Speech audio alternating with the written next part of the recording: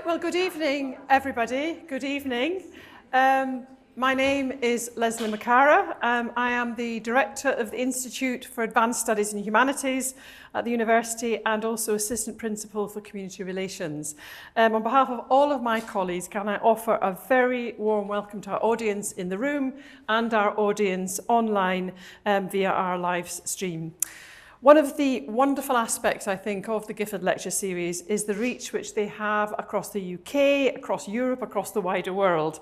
And I'm delighted too that we're joined this evening by many members of our own community at Edinburgh, both staff and students. And for all of our guests to Edinburgh, I'm so delighted that the sun has shone for you. It's absolutely gorgeous. Of course, Scotland is always like this. I'm deeply honoured to be chairing this, the fifth in the 2025 Gifford Lecture Series. The Gifford Lectures were inaugurated in 1888. The series is established under the will of Adam Lord Gifford, a senator of the College of Justice, to promote the diffuse study of natural theology in the widest sense of the term, and for the lectures to be scholarly, but also to be able to reach a general audience. Since its inception, the series has been graced by many eminent scholars from an extremely diverse range of disciplinary backgrounds, including Iris Murdoch, Hannah Arendt, and Niels Bohr. And the series is a brilliant demonstration of one of the critical functions of a university, to be a place of convocation and debate, bringing expert knowledge and illumination to the world's most complex problems. And in that spirit, I'm absolutely delighted to welcome our distinguished speaker this year, Professor Alexandra Walsham, as she continues her Gifford series on the theme of religious movements, motion and emotion in early modern Christian history. This evening, we'll hear the fifth of our 6 lectures entitled Commotions. The lecture will take us into the heart of the turbulence unleashed by the spread of religious change in the wake of the Reformations. Professor Walsham will examine the hurly burlies. I absolutely love that term, the hurly burlies, the term contemporaries used to describe the violent upheavals that marked this period. From outbreaks of iconoclastic violence and sectarian riots to large-scale rebellions, these commotions were at the centre of the confessional conflicts and wars that reshaped post-Reformation Europe. The lecture will also consider how evolving perceptions of emotional and corporeal religious experiences, particularly those attributed to the Holy Spirit, shaped that era. We look forward to a really fascinating discussion on these turbulent and transformative events. Please join me in welcoming Professor Alexandra Walsham to the stage.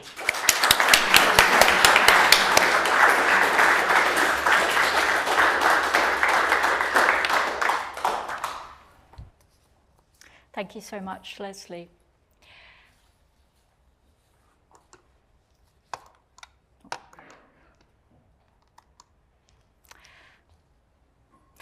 To say that we live in turbulent times increasingly seems like an understatement. The evidence for this surrounds us in the form of public protests, heated demonstrations, violent disturbances, and destructive wars. Such events are the product of powerful emotions, and they provoke strong feelings in response. Whether we experience them directly or indirectly, our sensitivity to them is a symptom of our unsettlement about the present and our fears regarding the future. By any yardstick, the 3 centuries between 1500 and 1800 were a period of unusually intensified and bloody conflicts. They were checkered by riots, rebellions, and revolts, as well as by prolonged and costly military confrontations. These destroyed landscapes, buildings, and property in vast quantities, led to the loss of millions of lives, and left a lasting legacy of physical and mental trauma to those who survived them. Contemporaries had a rich vocabulary for describing the disorders and hostilities they observed unfolding around them, which they saw as a prelude to more consuming wars. They spoke of commotions, tumults, uprisings, insurrections, stirs, convulsions, and hurly-burlies. These evocative vernacular terms allude to disorderly, noisy, unruly, and violent movement, usually involving a multitude of people. Such movements caused things to become topsy-turvy and turned the world upside down. Rooted in turba, the Latin for crowd, turbulence is a synonym for disturbance and agitation. Turmoil has similar connotations of confused and tempestuous motion. All of these words were used concurrently to describe what happened inside bodies, brains, hearts, and souls. Their proliferation indexes the antagonisms unleashed by Europe's long reformations. From the very start, the reformers knew that their efforts to spread the gospel would stir trouble. In Matthew 10, Christ tells his disciples, "Think not that I am come to send peace on earth. I came not to send peace, but a sword." Revelation describes the final apocalyptic battle between God and Satan, which will precede the last judgment and Christ's second coming. Protestants were not surprised by the struggles they faced in re-establishing the truth. Indeed, they read the terrible turmoilings of their time as encouraging evidence of the likely success of their endeavours. Miles Coverdale anticipated the turbulent and stormy assaults of the wicked when he released his English translation of the Bible. Nicholas Udall was unfazed by the hurly burlies the devil shall raise against the gospel. In Germany, Luther positively revelled in the strife created by his provocative challenges to the papacy. In Zurich, Heinrich Bullinger calmly countered the offensive outcries of those who accused Protestants of fomenting all the broils, seditions, wars, and hurly-burlies, wherewith the world is at this day disquieted. To Catholics, these commotions were clear evidence that Lucifer was intensifying his efforts to sow discord among God's people and to foster hatred and conflict. Like famines, plagues, earthquakes, and apparitions, they foretold the end of the world. This lecture stretches from outbreaks of iconoclastic violence and sectarian riots to large-scale rebellions and protracted wars of religion. It probes the passions that fermented them, alongside the feelings they fostered in combatants, victims, and spectators, both immediately and subsequently in the sphere of memory. It considers how these events were mobilized as confessional weapons, and it investigates the emotional world of the crowd. Finally, it turns to the theme of internal turmoil. It explores evolving perceptions of the experiences of people animated by divine zeal, which were increasingly diagnosed as forms of religious enthusiasm. Over the last half-century, the study of collective unrest has been revolutionized. Uprisings, riots, and rebellions have been liberated from the long shadow cast by the derogatory language often used to describe them. Horrified by their capacity to undermine established hierarchies, eyewitnesses and chroniclers denounced them as the work of the mob. An abbreviation of the Latin mobile vulgus, this punchy three-letter word encapsulated elite contempt for the fickle and volatile common people. The mobility of the crowd was intrinsic to the threat it posed. The same connotations surrounded rabble, another term laced with disdain. The mob or rabble was personified as a collective body acting as one. According to the character writer Edward Ward, it was a monster with many heads, locked up in the dark dungeon of ignorance and inconstancy. It ran violently like a torrent, and it operated as if it was infatuated and deranged.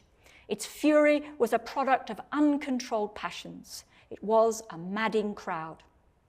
The genealogy of this idea lies in the Bible, in the crowd that demands the release of Barabbas and bays for the blood of Christ, crying, "Crucify him, crucify him," and in the stiff-necked people who stone the first Christian martyr, Stephen, gnashing on him with their teeth. The early theorist of crowd psychology, Gustave Le Bon, described how shared goals triggered the metamorphosis of the crowd from a mere gathering into a group marked by mental alterity. The Marxist historians who questioned this perspective in the 20th century studied strikes, riots, and insurrections as forms of collective economic bargaining, driven by incipient class antagonism rather than mass hysteria. E.P. Thompson famously delineated its moral economy, and Natalie Zeman Davis highlighted the legitimizing principles that underpinned early modern rights of violence. Historical sociology and anthropology have helped to rescue the crowd from the condescension of posterity, but we cannot lose sight of the role that emotion plays in binding people together. The theories of emotional contagion social scientists apply to crowd action carry lingering traces of its pathologization. Nevertheless, they draw our attention to the excitement, alienation, solidarity, and empowerment that are key ingredients of protest in every era. In 16th century Europe, the initial spread of Reformation ideas was accompanied by outbreaks of symbolic violence. Conservative contemporaries who witnessed iconoclasm condemned it as a sacrilegious assault upon the sacred. In raids on churches that were variously interpreted as spontaneous or carefully orchestrated, hallowed objects were subjected to ritual mockery and humiliation before being destroyed. Statues of saints were taunted as dead stocks and stones that had no power to save themselves. Some were turned upside down in carnivalesque rituals of inversion. Sympathetic observers delighted in the defeat of popish idolatry and in the demolition of pilgrimage shrines. Hostile commentators saw image breaking as seditious. What looked like evangelical theology in action to some was mere hooliganism in the eyes of others. The determination of ordinary people to take the law into their own hands created a continuing headache for the authorities. The sermon John Knox preached at Perth on the 11th of May 1559 is widely recognised as having ignited a wave of iconoclasm in Scotland. Vehement against idolatry, it probably took the story of Christ cleansing the temple as its text. According to later reports, this so moved his auditors that they immediately fell to breaking images, spilling out of the kirk to demolish other abominations in the surrounding countryside, including local friaries. Some of those involved declared that God had stirred up our whole community by assistance of his Holy Spirit to be joined in a congregation of Christ. Others were alarmed by the rampage through the lowlands that this inaugurated, lamenting the pitiful devastation of holy places and accusing Knox of inciting fury and madness. For them, the casting down of images was a ruse for disorder carried out under colour of godly reformation, and evidence that the brethren were intent upon revolution. The Archbishop of Canterbury, Matthew Parker, prayed that God would preserve England from a like visitation in which the people claimed to be orderers of things. As Jane Dawson has shown, Knox and his lordly supporters were unprepared for the fierce riots that ensued. Tellingly, in his history of the Scottish Reformation, he distanced himself from the excesses of the rascal multitude. Even Knox worried about the potential for iconoclastic zeal to degenerate into social rebellion. Similar patterns emerge from an exploration of the Beeldenstorm in the Dutch Wonder Year of 1566. This too was linked with the delivery of charismatic sermons. Calvinist hedge preaching took place outside the walls of Flemish towns, striking such a marvellous chord in the hearts of good and uneducated people that many of them declared that they were ready to forfeit both their property and their lives for the word of God, though some suspected that this sprang more from naive fervour than from any judicious circumspection. It galvanised members of the crowd to launch a war against idols, the explosive violence of which took many by surprise. Some thanked God that they'd lived to see this day, having longed for the fall of the whore of Babylon for 25 years. Others were appalled by the wild behaviour of the baser sort. the confused commotion of the raging mob in Antwerp appeared so strange to Catholic observers that they attributed a role to the hellish spirits in this transaction, scarcely believing that it could be the work of men. Roaring "Vive les gueux" as they ran through the streets, they seemed like men possessed and escaped lunatics. The malevolent rabble were described as furious tiger beasts. Image breaking was the work of an impatient minority, but it had an infectious quality. One man boasted that he had never had such strength as when he smote the statues. As in Scotland, the Beildenstorm was a source of embarrassment to later Calvinist historians. Contemporary chroniclers were shocked by this big and awesome alteration. "Who would not tremble and shake upon looking at you?" wrote one perturbed diarist. In England, outbursts of iconoclasm were more a feature of its second Reformation in the 1640s than its first a century earlier, when the purging of the temple was largely an official process. Many took to the streets to remove residual traces of Catholic idolatry and Laudian innovations like altar rails. These affronts and insolencies were attributed to lewd apprentices, poor rascals, and rambling runagate soldiers. Some of the perpetrators were said to be men crazed in their brains. Yet we ignore the confessional politics of these parish skirmishes at our peril. Such incidents were carried out by people with fire in their bellies and fueled by holy zeal. Leading Puritans, such as Cornelius Burgess, expressed concern about the tumultuous and seditious spirits who'd been lately stirred up to do things without commission.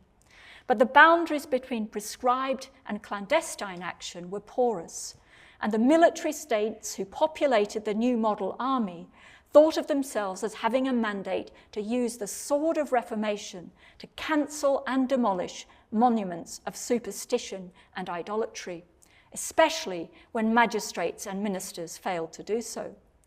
The unemotional, bureaucratic tone of William Dowsing's journal of his activities as self-appointed iconoclast general in East Anglia disguises the breakneck speed at which he and his colleagues progressed through Suffolk and Cambridgeshire, tearing down angels, crucifixes, altar rails, and other relics of popery.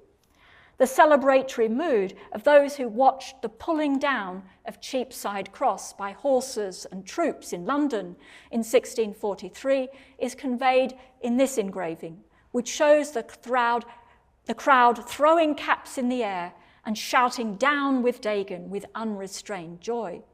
This was a piece of parliamentary propaganda, but it captures the elation present on a day when many believed they were watching history in the making. Much like those who saw the statue of the Bristol slave trader Edward Colston toppled from its pedestal and rolled into the harbour in June 2020. The Restoration historians who deplored the sacrilegious barbarity of the vulgar rabble recalled iconoclastic episodes as a reminder of the outrages perpetrated during the Great Rebellion. A second type of commotion is the sectarian violence that periodically erupted against religious minorities. Attacks by the dominant majority took action on perceived intruders and deviants, gave expression to the painful birth pangs of pluralism in early modern Europe. They were protests against de facto and de jure toleration. The so-called Fatal Vesper in October 1623 is a case in point. When the attic in which a Jesuit priest was preaching collapsed under the weight of the congregation, members of the crowd callously set upon some of the accident's victims. They derided them with catcalls, curses, and contumelious speech, pelted them with mud and stone, and dragged a young girl half dead from the wreckage with murderous intent. This episode reflected anti-Catholic prejudice and discontent about government policy. It anticipated the riots that engulfed parts of Essex and London 20 years later. These too were attributed to the rude rabble, but at least some were motivated by the belief that they had a duty to remove sources of pollution in their communities. They acted in keeping with the words of Chronicles 22:16, "Arise and be doing." The tumults, hurly burlies and combustions that filled newspapers during these years were fertilised by rumours that papists were plotting to cut the throats of their Protestant neighbours. The language of moral panic, often applied to such incidents, underplays the genuine fears for their safety felt by those who disseminated them. Attempts to restrain local recusants and search their houses for weapons were preemptive strikes against an enemy they thought was conspiring to massacre them. The violence against Catholic ambassadorial chapels and dissenting meeting houses that accompanied the Popish plot and exclusion crisis in the late 1670s reflected converging anxieties about popery and Presbyterianism. The constitutional coup of 1688 coincided with widespread reports of demobilised Irish soldiers moving through the countryside with the objective of plundering, pillaging and killing all that lay in their path. The Sacheverell riots against nonconformists in 1710 and the Gordon riots of 1780 exhibit similar features. At all of these junctures, the rhetoric of inhumanity, criminality and anarchy applied to the mob has camouflaged the powerful emotions that provoked the crowd to act. In 1660, a woman who heard about recent attacks on Baptist places of worship said that this did her more good than if £200 had been flung into her lap.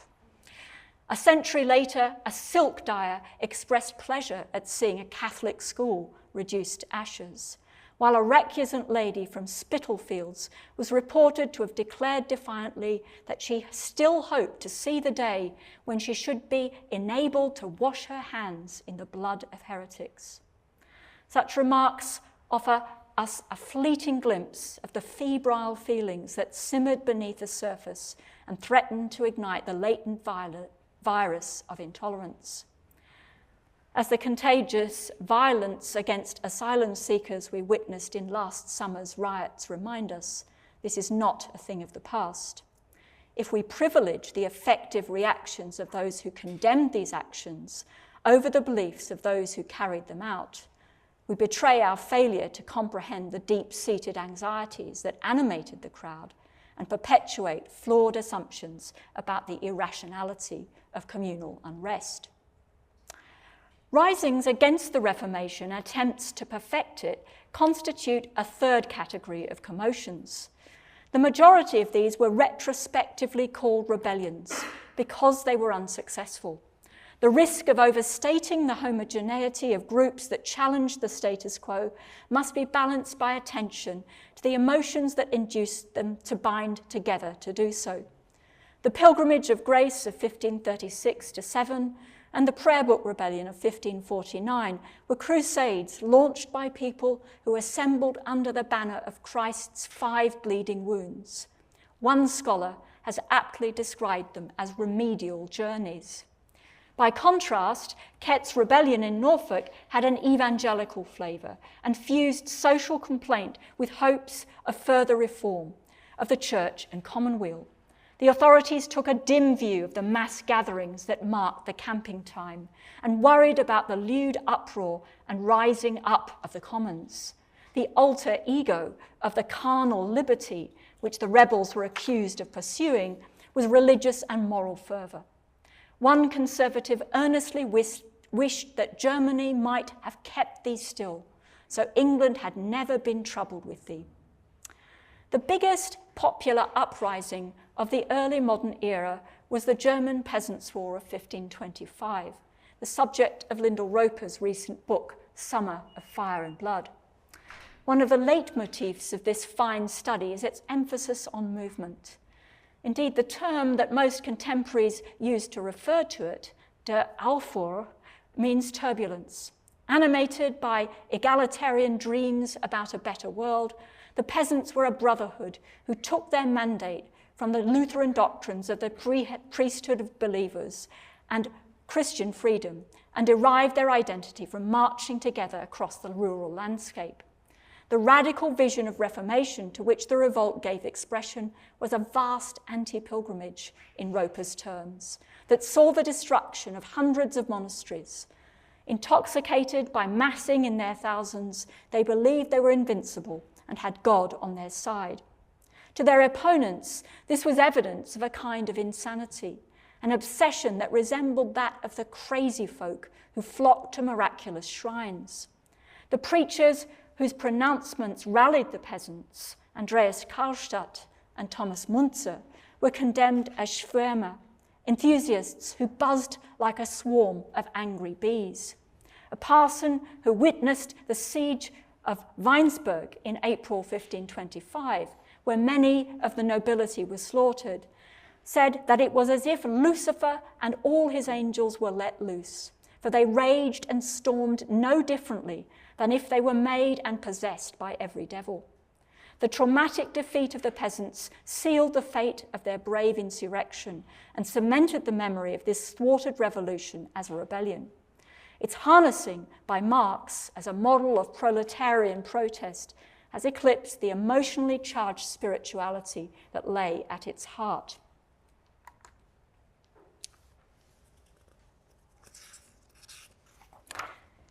In Matthew 24, Christ's disciples come to him on the Mount of Olives and ask how they will know when the world will end.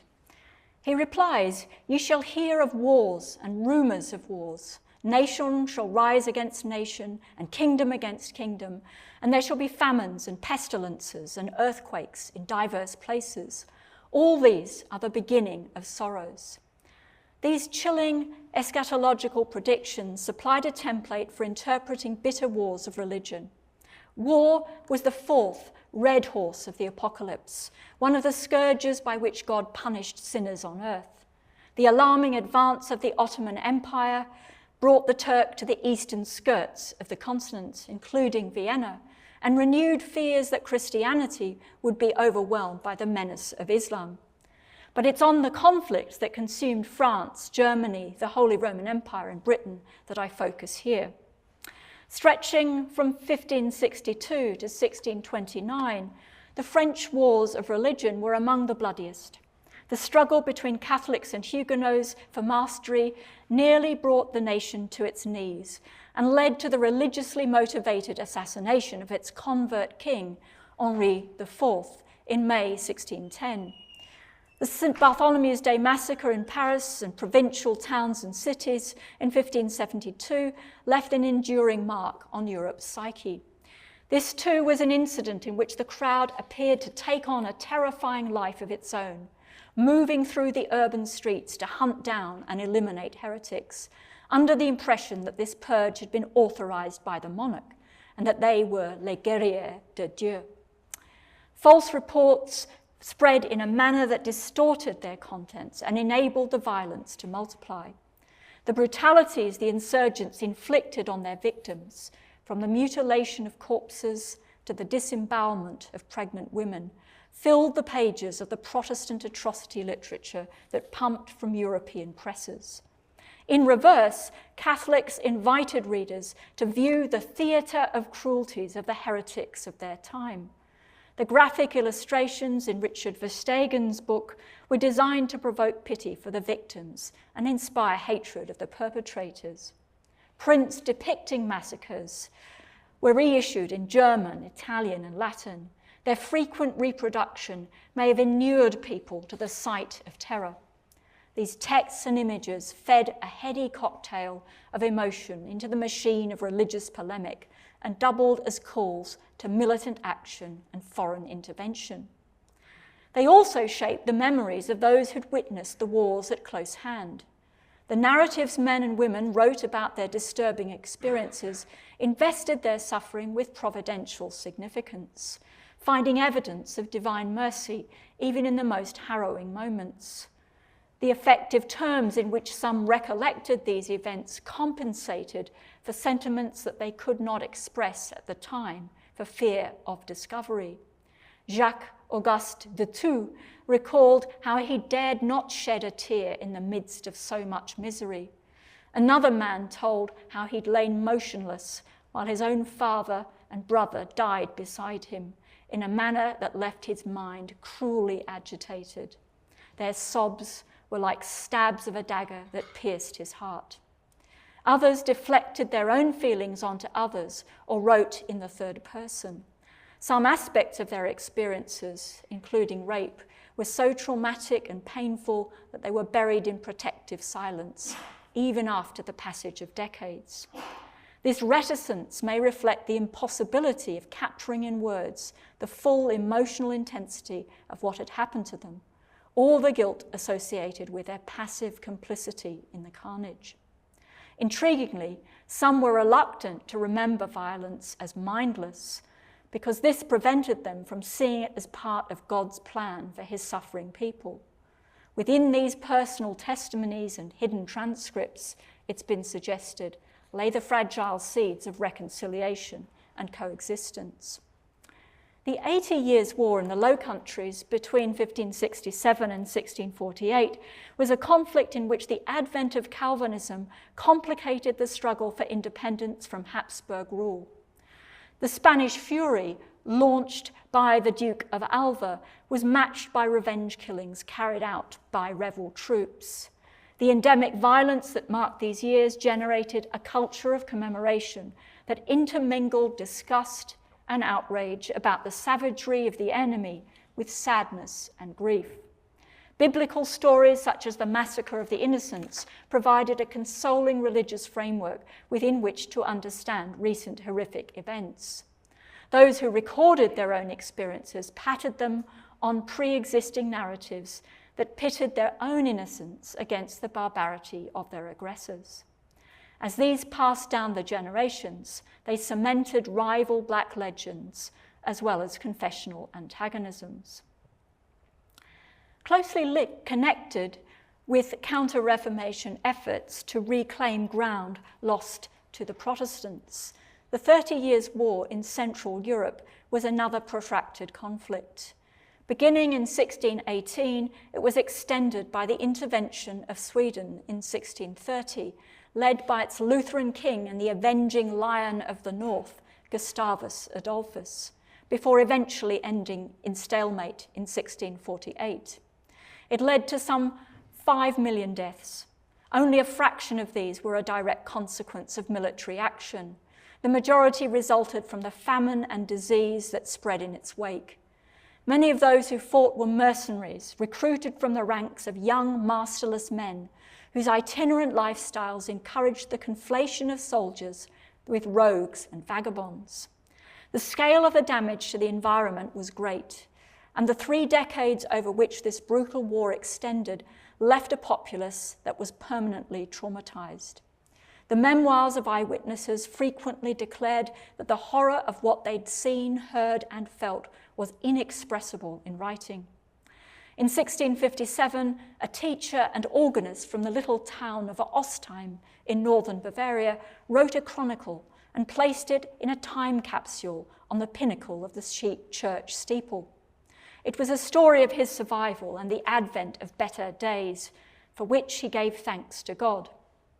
By contrast, Hans Hurly, a self-taught cobbler from outside the city of Ulm, commenced his account after seeing the comet of 1618, which so moved my spirit that I began to write.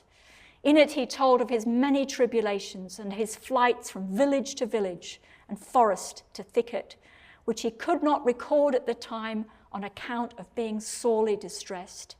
Hunted like game in the woods, he and other refugees were subject to assaults which he said were so horrible that even a stone would have taken pity. Nuns and monks compared their displacements with journeys into exile and banishment, and told how they'd left their cloisters in the tattered gown of a homeless foreigner, forced to live among strangers. They portrayed themselves as aimless wanderers, unable to find an enduring place of asylum. These topoi reappear constantly in personal testimonies, which dwell on the suffering of civilians caught up in the conflicts. They emphasize how their writers derived comfort from knowing that their afflictions had made them better Christians. Such texts invoke the physical fear that made them tremble at the mere rustle of a leaf or the rattle of a roof shingle, as well as their trepidation when portentous signs in the sky appeared. The memoir of the Scottish Protestant Lieutenant Robert Munro, who fought in the Battle of Lutzen in 1632, offers compelling insight into the emotional cost of killing. I refused not to show compassion on those who did beg it of me, and what others did in their fury I did tolerate, not being powerful to hinder them. Yet truly my compassion was so much that when I saw the house ordained for God's service defiled with their blood and ours, and the pavement of the church covered over with the dead bodies of men, truly my heart was moved unto the mild streams of pity and wept. The corporeal gestures, copious tears and tearing of hair invoked in these narratives reflect the prevailing assumption that dread and sorrow penetrated the body and, like an open wound, posed a direct danger to its health. Like the French and Dutch wars of religion, the 30 Years' War was a media event. Dr. Vincent's The Lamentations of Germany made its objectives clear on the title page, wherein, as in a glass, we may behold her miserable condition and read the woeful effects of sin. It included accounts of how ordinary men were transformed into wolvish beasts, how people were forced to flee into foreign countries, and how desperate mothers forgot their natural affections towards their children.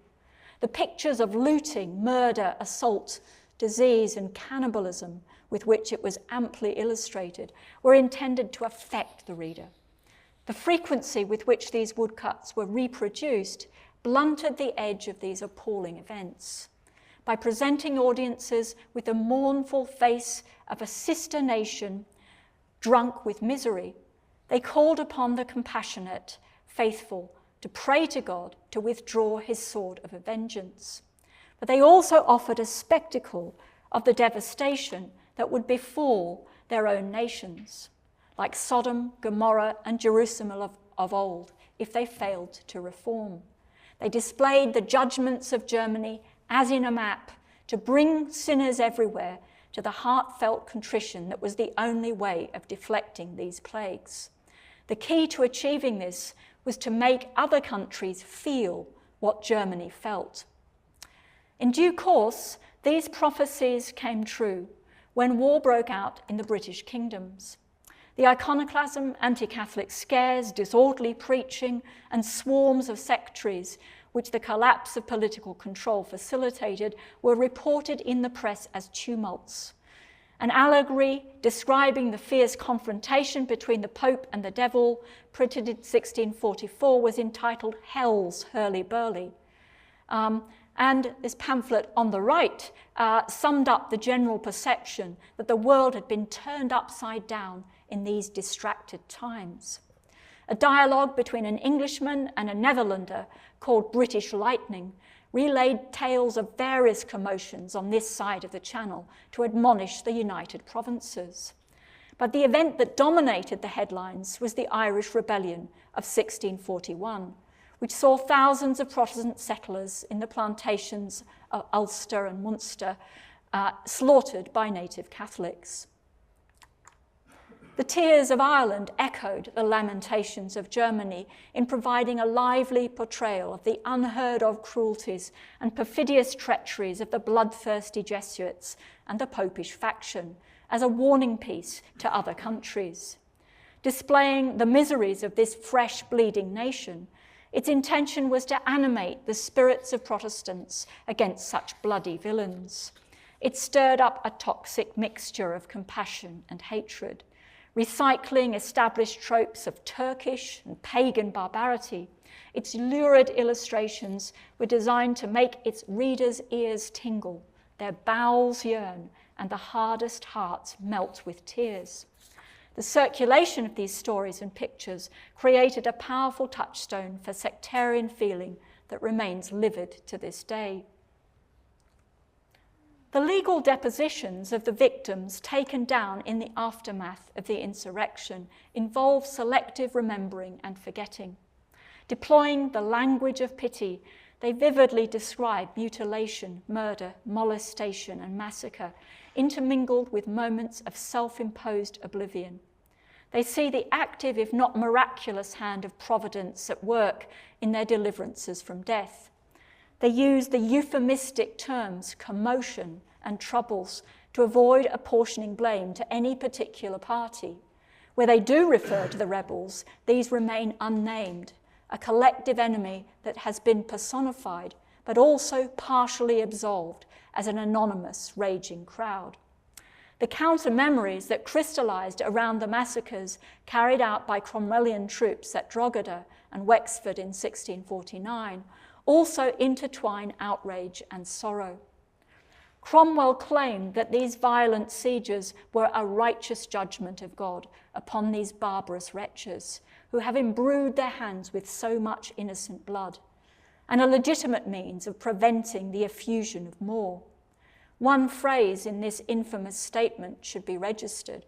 He qualified his suggestion that these were satisfactory grounds to such actions by acknowledging that they otherwise cannot but work remorse and regret. Europe's early modern wars of religion are still emotive subjects. The violent passions by which they were provoked and which they engendered in turn were critical ingredients in their happening. The myths that still cluster around them are coloured by biblical paradigms and later templates, but they also afford glimpses into the subjectivity of those who experience these vicious conflicts. They reveal the turbulence left in individual minds as well as in the traumatised body politic of the nations that these bloody wars engulfed.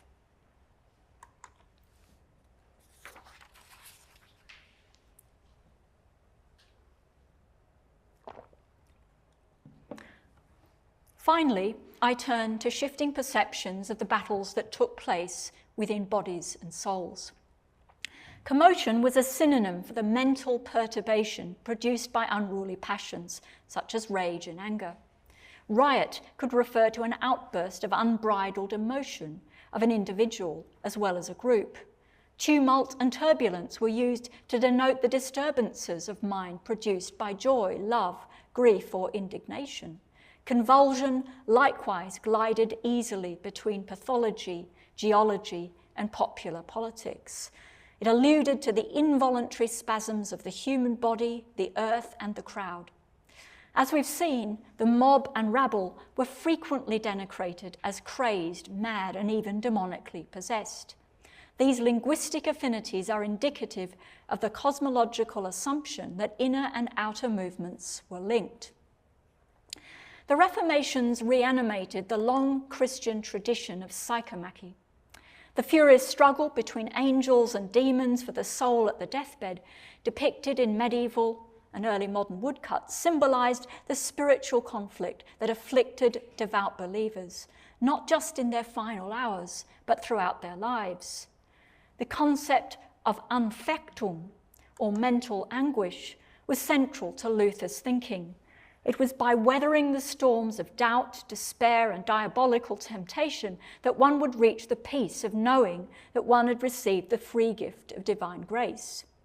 Counter-Reformation devotion likewise nurtured modes of devotion rooted in contemplation of Christ's tribulation in the wilderness and in reimagining his mental and bodily sufferings at Calvary. In Calvinist circles, the second birth for which the godly strove involved extremes of feeling.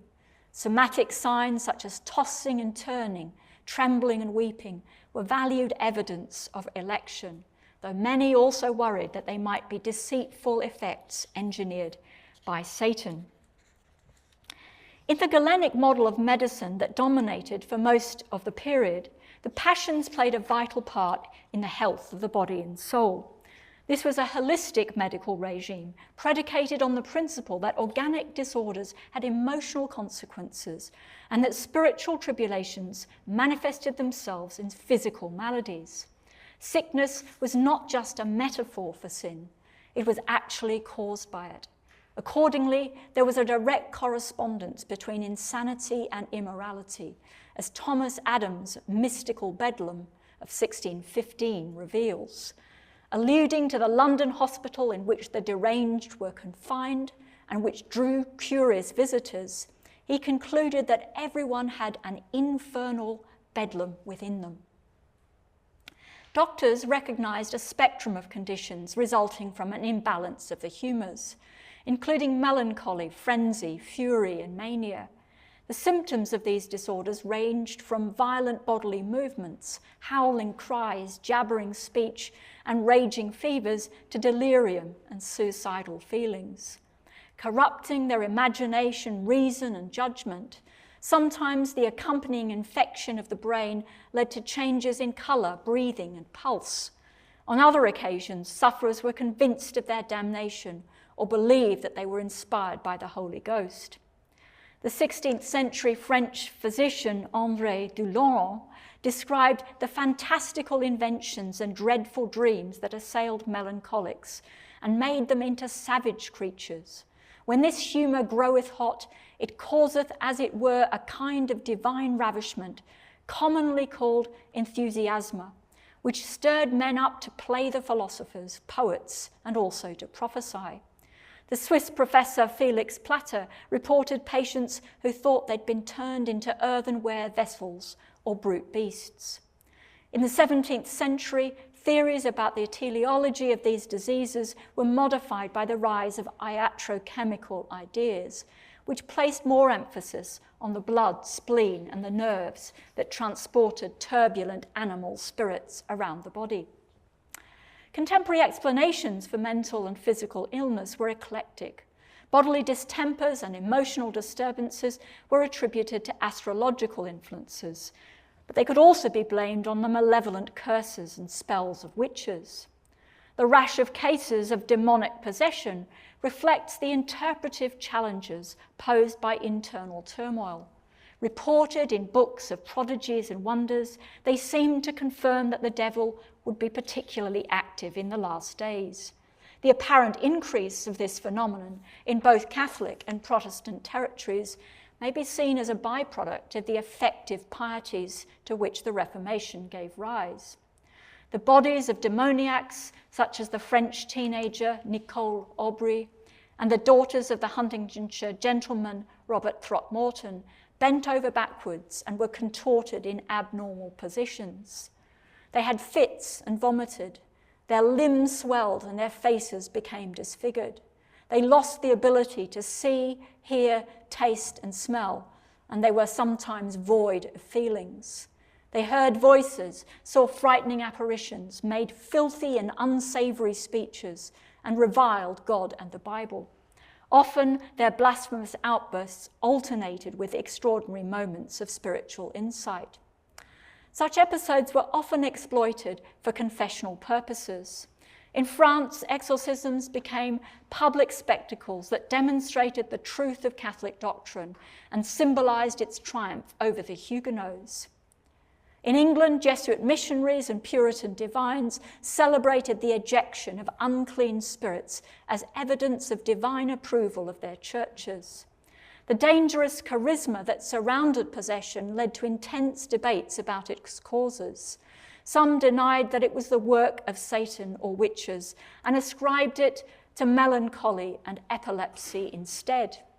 Edward Jordan attributed the symptoms of a London adolescent Mary Glover to hysteria, the disease of the uterus or mother.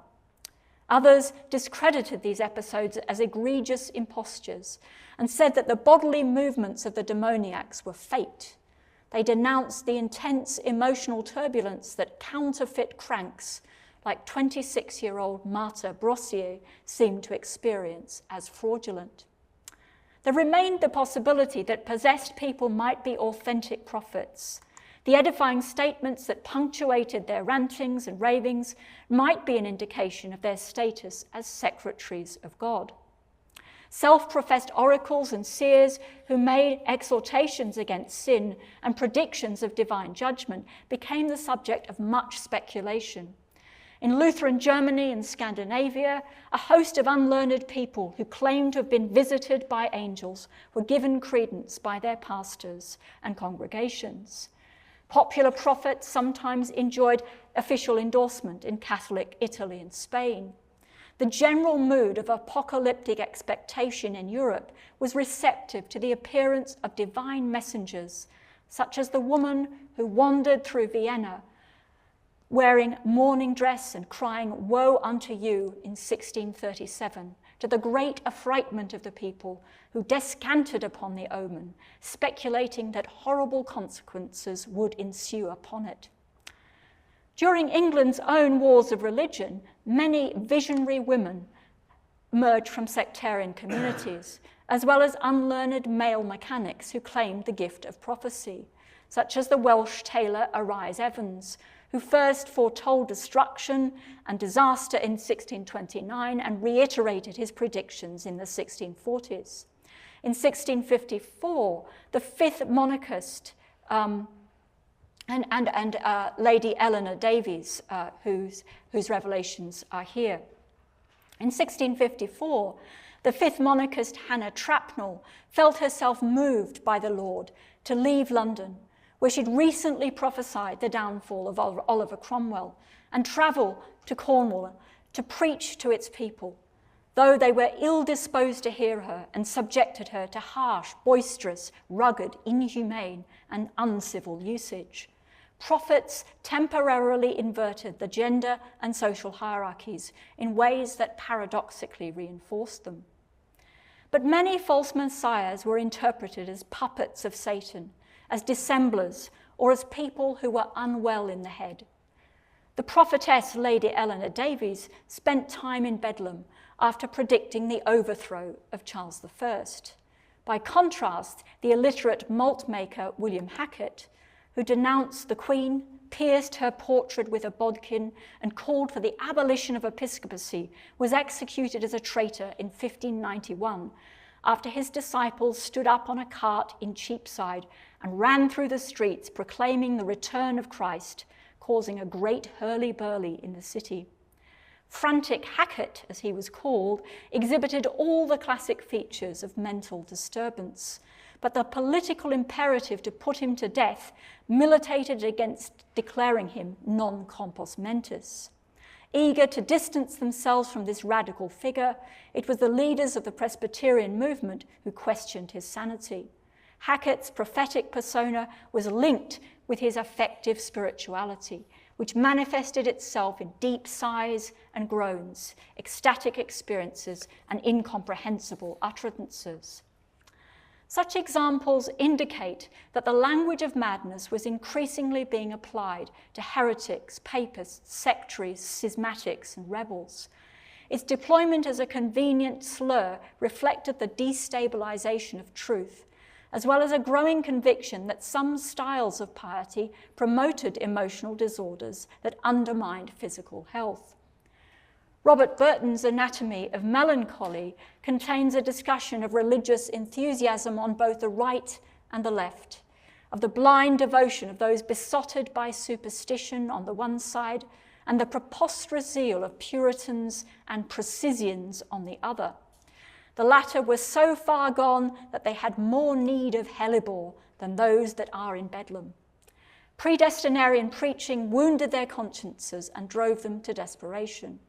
Conscious that the devil will never suffer the church to be quiet or at rest, Burton denounced the mad, giddy company of brain-sick prophets who'd sprung up in his time, including the madmen of Munster in Germany, whose sottish revelations and strange millenarian enthusiasms were evidence that they were quite out of their wits. Enthusiasm was not a new word, but its significance was changing. Derived from ancient Greek, it referred to a state of inspiration or possession by a god. Entheos literally means the deity inside. The Reformation helped to relaunch it as a derogatory label for religious dissenters who boasted they had divine knowledge beyond that embedded in Scripture. In this disparaging sense, enthusiasm involved self-delusion and deliberate pretense. An English translation of a tract by Martin Luther said that the papacy was altogether enthusiasmus because of its claim to spiritual infallibility. Philip Melanchthon compared Anabaptists to earlier enthusiasts who feigned themselves to be inflated and inspired. The German vernacular term for these radicals was Schwärmer. Luther wielded it with particular virulence against his radical rivals, Andreas Karlstadt, Thomas Munster, and Sebastian Frank.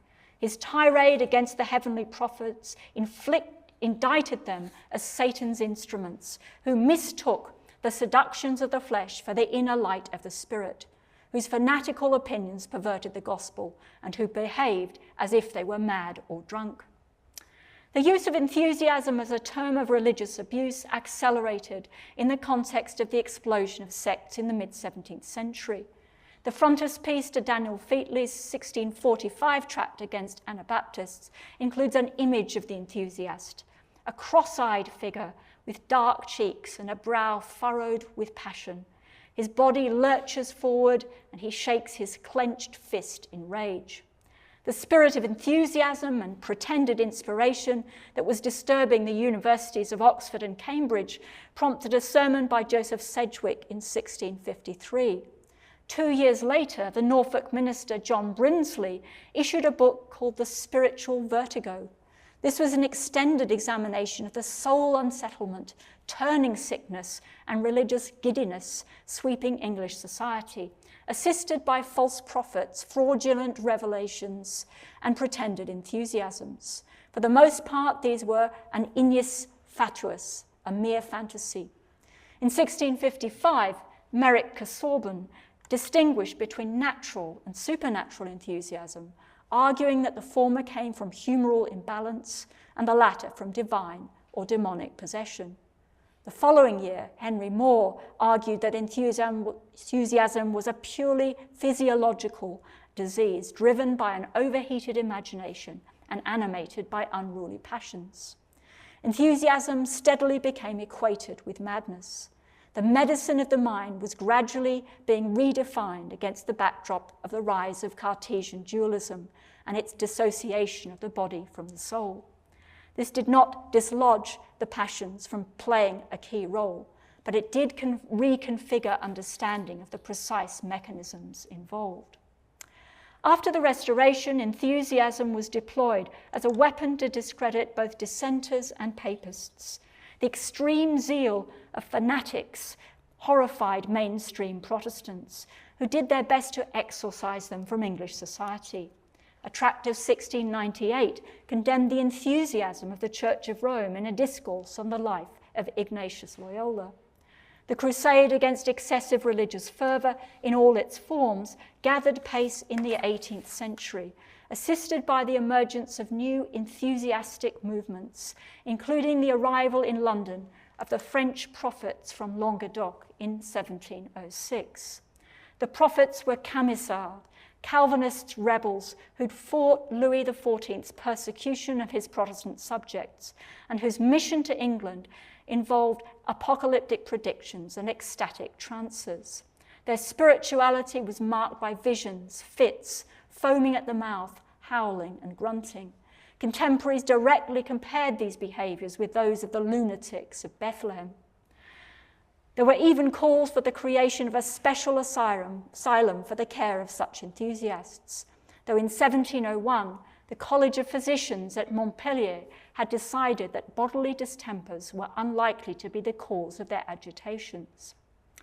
France saw another outbreak of Catholic enthusiasm in the guise of the Saint-Médard convulsionnaire in the 1720s and 30s. This radical cult was a vigorous response to the papal bull Unigenitus, condemning the major tenets of Jansenism as heretical. Its adherents, too, experienced vehement convulsions, swoons, and paroxysms. A Paris doctor suggested that these were the result of hysterical vapors, but some clergy saw them as the work of Satan and condemned the sect as an ignorant rabble. In Germany, the Lutheran discourse of the Schwärmer was applied to other forms of fanaticism, including intellectual ones, again with the implication that this was the product of physical or psychological illness. Religious turmoil was shifting from a revered form of spirituality to a species of insanity. The medicalization of enthusiasm should not be seen as evidence of the onward march of disenchantment. Its partial secularization was a contingent byproduct of the religious and political turbulence of the previous half-century, which had produced disruptive revolutions and acts of regicide. Enthusiasm was once described by John Pocock as the anti-self of the Enlightenment, the alter ego of its emphasis on reason. However, the Enlightenment was an intrinsically religious and emotional project, and indeed one outcome of Europe's long Reformation. As David Hume's own writings on superstition and enthusiasm in the 1740s show, the legacy of the violent passions it unleashed was still a key frame of reference. Reason and sensibility, thinking and feeling remained not opposites but twins. The uprisings, tumults, hurly-burlies and commotions that contemporaries perceived occurring around them were an index of the social and political turbulence stirred up by religious change. Reactions to these forms of crowd action index collective fears and anxieties. The tensions that this engendered contributed to destructive wars which themselves threatened the established order and unleashed anger, fostered hatred, and led to anguish and sorrow. People perceived such contentions through the lens of inherited expectations, which predisposed them to recognize them as eschatological signs. This created a climate conducive to seeing the fervor of the intensely pious in the same terms, but also to interpreting it as a mental and bodily disorder. Language is a seismograph of the devotional, cultural, and intellectual shifts set in train by the Reformations, including the changing significance of the effective spirituality that lay at its heart. My final lecture asks what it means to call these interconnected developments religious movements. Thank you.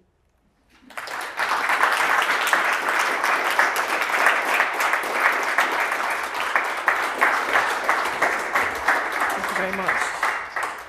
Thank you very much indeed for a lecture that I think brilliantly captures the ambition and the ethos of the Gifford Lecture Series, what Gifford wanted out of these lectures. I think by tracking transformations in the sites of anxiety that you cover in early modernity, the exclusionary dynamics actually that you're describing that resulted in cruelty and bodily degradation and absolute horrors, I think this has immense resonance for the world today, a world in which we're facing war and genocide is a world turned upside down. So I think they're really important themes for us to consider. And it made me start to think about what possible role could faith play as a peacemaker, actually. So that was something that really touched me. And you said, we were discussing this the other day, I'm a criminologist, and you said, but my lectures will have resonance for you. And indeed they do.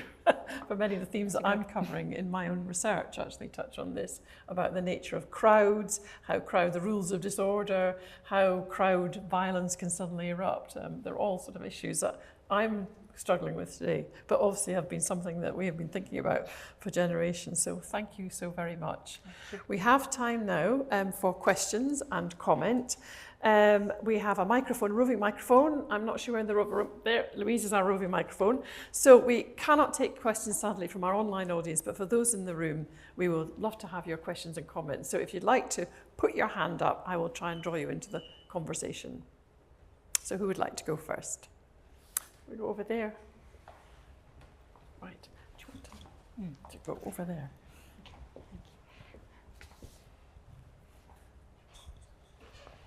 Thank you again for another wonderful lecture and slightly terrifying depiction of the horrors that can occur.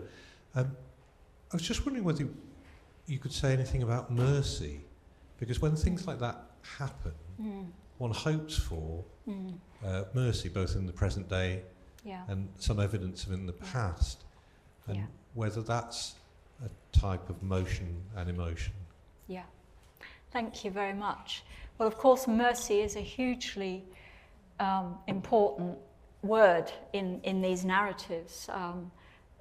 Divine mercy is the model for human mercy, and it's in those moments when people who have been subjected to, sectarian confessional violence by their religious enemies, experience moments of mercy from those people, that they can begin to, think maybe a little bit differently about this black and white world in which they live. And that's maybe where we come back to faith having a part to play in that. So yes, mercy is enormously important, but mercy can also have a kind of critical edge to it.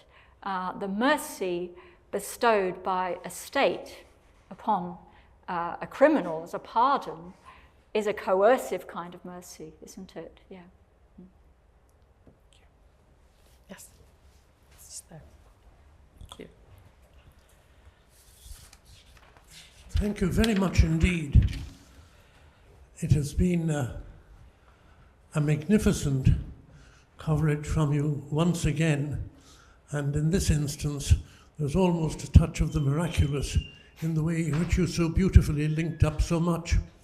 But this would be true, of course, also with so much that you've said in the earlier lectures, and thinking of the extent to which you stressed so rightly today the bravery of Miles Coverdale, William Tyndale and others, bringing the Bible in translation to so many people, and the development of all of this through printing and so forth.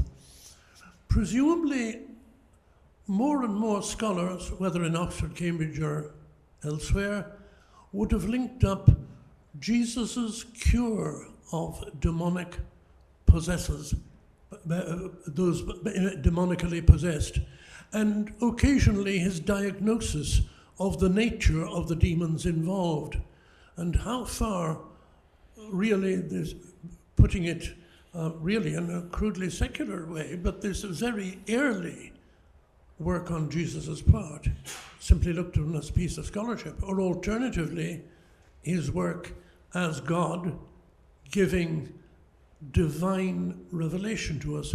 How far did these feed together or conflict with one another, and how much was the closer links with scriptural knowledge responsible for this new bursting out that you've depicted so well? Yes, thank you. I mean, I think what I'd perhaps say in response to that is that, of course, the sort of currents of thought that predate the Reformation lead to an enormous resurgence of interest in the operations and the activities of the devil, and that leads to an elaborate science of demonology, which, of course, is then further encouraged by the perception of witchcraft, which activities taking place in the society. So that's part of it. And I think it's also got to do with what I say about their kind of renewed sense that they are living in the last days. The devil is at work. The question is, how does the devil work? The devil is not God. He cannot perform miracles, but he does manipulate nature in highly ingenious ways. So a lot of these questions are coming to the fore in the context of all of these issues. And of course they're looking back to the Bible, they're trying to find a way through this kind of maze and labyrinth. So it's a moment of intensified anxiety about the activity of the devil in the body as well as in the world.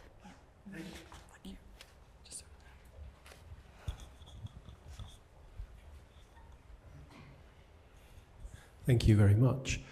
I suppose I have a question about entertainment and salaciousness. And I'm thinking particularly of the work that's been done around the possessions at Loudun, and this idea that Mother Joan of the Angels in some ways became the first, or actually not the first, I'm not going to make any historical claims, but a massive celebrity after the possessions and did a whole tour of France. And I was just thinking of these very compelling images you've shown us, and that to some extent, I suppose the question is about the way in which what seem like very serious and deeply troubling events are in fact part of an entertainment to come, or entertainment that is happening. Yeah, thank you. That's something I've been very conscious of in working on this material and preparing my images. And I think I said at various points in this lecture, particularly about those images of massacre, of atrocity, that they're images that historians of the period see repeatedly and that contemporaries in the period saw repeatedly. And that dulls their impact in the same way that photographs of things that we see in our world dull the impact and distance us from the things that are actually trying to bring us, in contact with. And that seems to me a really complex and problematic irony of what's going. You saw how what happened in the 30 Years' War in Germany, the same tropes, the same images are being recycled in the civil wars in the mid-17th century in Britain. And again, how is that shaping how people understand their world? It both shapes their sense of what's happened, but it also, as I say, kind of distances themselves a little bit from that at the same time. The sort of entertainment and the salaciousness of this is one of the kind of complex and problematic aspects of this material.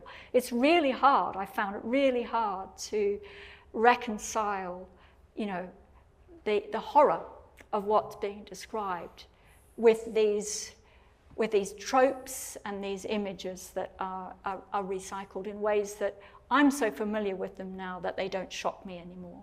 Yeah.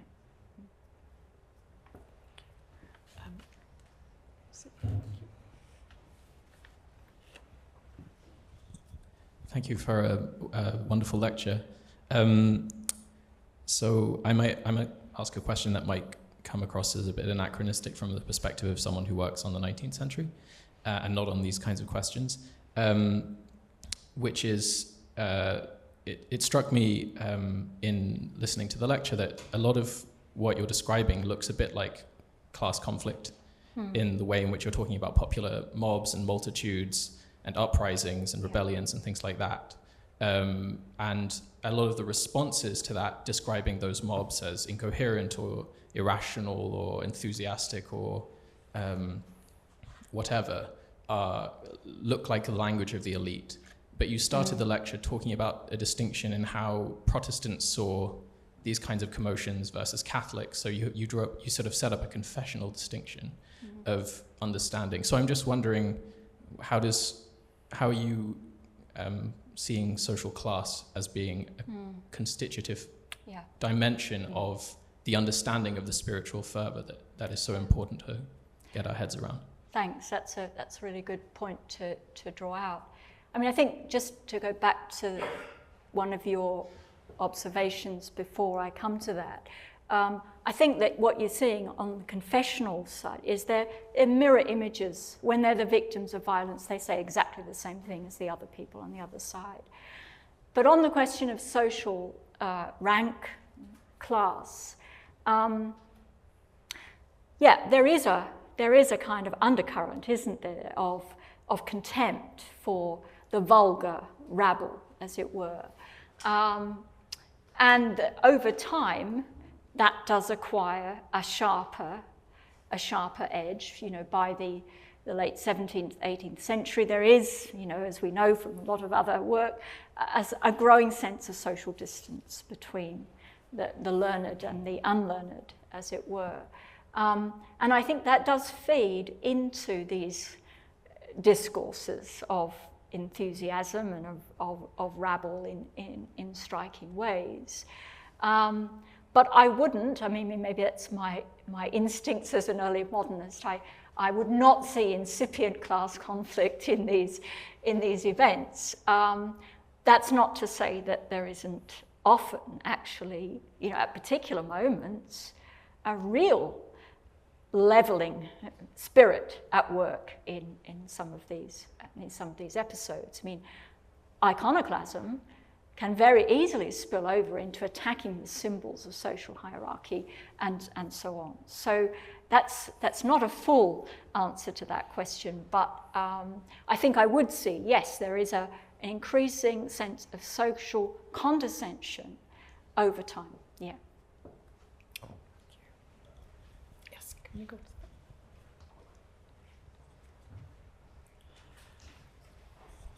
Thank you very much once again. That was all very disturbing and tumultuous. Can I press you on this question of whether these are, I mean, I know this is a long argued about point, of whether it's really religion that's causing these things. The Irish journalist Orla Guerin, reporting on the breakup of Yugoslavia in the 1980s, which was a country she knew well, and then she went back into it when it was breaking up and the wars were starting. And she said, and I think this also I find illuminating in thinking about ancient riots, which are much written about as well. She said, what happens as soon as there's a breakdown of law and order is that all the psychopaths in the area make for the place because they know they've got the chance to do whatever they want to do with impunity. So her argument is that what looks like religious enthusiasm, nationalist enthusiasm, or even, peasants have no bread, is nearly always just simply a bunch of psychopaths seeing an opportunity and getting stuck in, other people giving way to the psychopathic sides of themselves, which normally they would keep under wraps. Now, I've tried to apply this to 4th century religious violence, which there's a lot of in the Arian controversy. Happy Nicaea Day, by the way, everybody, 1700 years, 20th of May, since the Council of Nicaea started. So I want to say, some very good writing on this has argued that you have 4 basic things that start riots in the ancient world: hunger, politics, sport, and religion. But after the first day, you can't tell the difference. That it all just loses its differentiation and just simply becomes the same riots, the same burnings, the same violence, which are dealt with by the authorities in the same way. So what would you say to that? I know that's reductive, and I know a lot of people have said that. How would you come back to that as a criticism? Yeah. That's a tricky one. I think as a historian, I approach these questions by saying that it's not my job to diagnose people in the past. That is anachronistic and reductive. And it also doesn't really, in my view, give enough pay enough attention or be sensitive enough to, the deep feelings that people experience.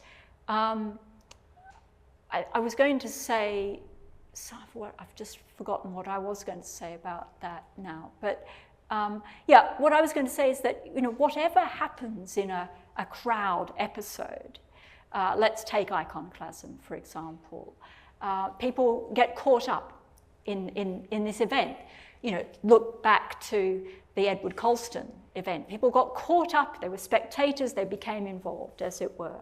But the fact that they were involved in that then changes how they look upon themselves in the wake of that event. And if you look at iconoclasm in the 16th century, some of the people involved in that were not outright evangelicals convinced these were idols. But when those images had fallen and were not fighting back or, whatever, then that was a kind of moment in which their world was turned upside down. And they had to sort of think again about, is what I've been told actually true? So I think that's what I try to capture in my work is, the kind of evanescent quality of belief and feeling, and it's not fossilized in time, it's highly fluid and highly mobile. And that's the real methodological challenge for historians, isn't it? Yeah. Yes. Cool.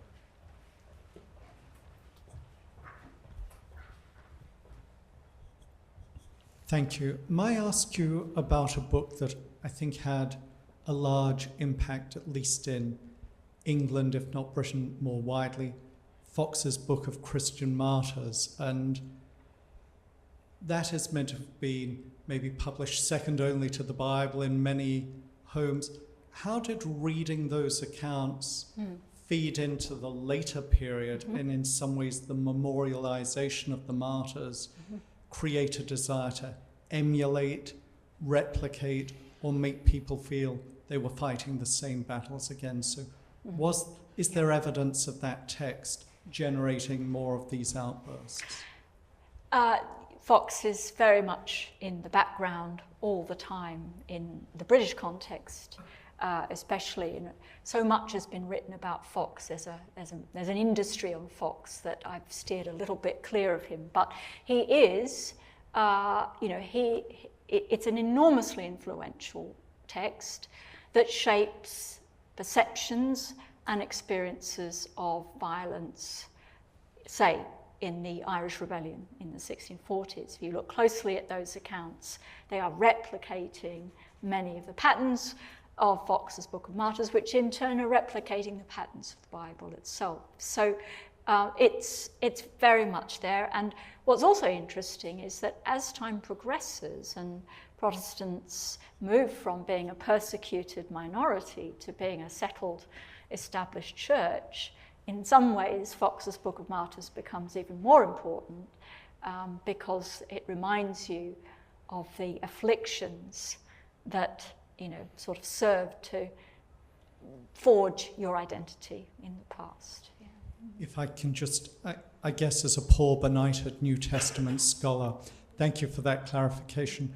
I'm also aware in the late 1500s and 1600s, we're getting the first editions of texts like the martyrdom of Polycarp and the martyrdom of Ignatius. So there seems to be this fervor and desire to root this in more than Fox, but that's just an observation.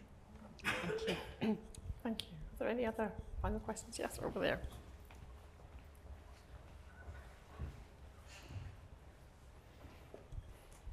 Thank you very much again for the lecture.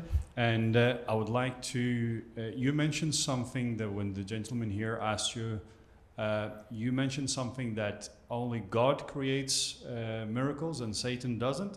If you could expand on that, like in my worldview, I think if the powers weren't kind of equally matched, the battle would have been won long time ago, and we would have all went back to some sort of point of singularity, and then it would have been a big bang again, But so please on that, if you may, a little bit.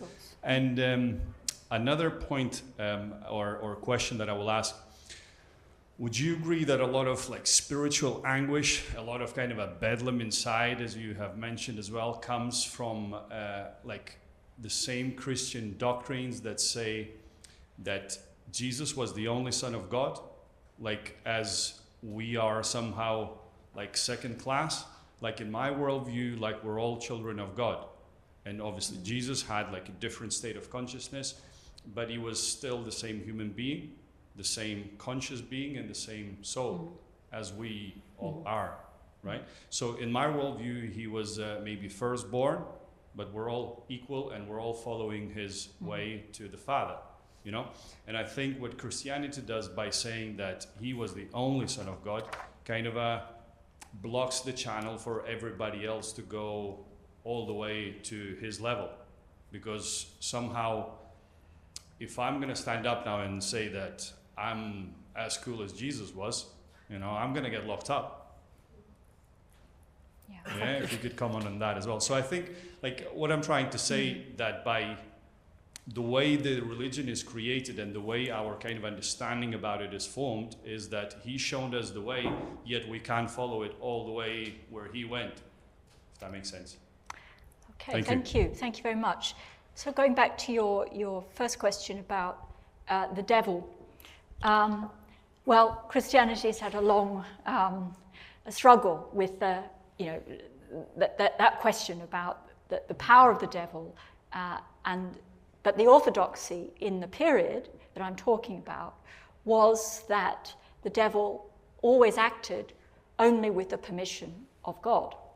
And that, you know, God allowed him to tempt human beings and so on. And he gave the devil powers to do that, but those powers were not the same as actual supernatural intervention, miraculous intervention. They always involved him creating illusions, manipulating the body, and so on, but doing so within the laws of nature. That was how orthodox contemporaries would have understood the relationship.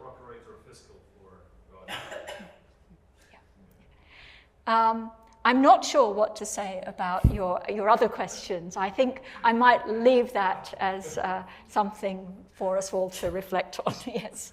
Okay. Is there any one final question just now? So we're just about to run out of time. No. Okay. Well, thank you very much. We're running out of time. Professor Walsham will be doing a final lecture on Thursday, to which everyone is very, very warmly welcome. I want to close with a number of votes of thanks. Firstly, to our venue hosts. I want to thank Louise for all the hard work she's put into this and also helping with the microphone. To thank very much our Glowcast colleagues who are live streaming for us. I want to thank you all in the hall here who've come along today, our audience here, but also thank warmly our audience online who've joined us as well.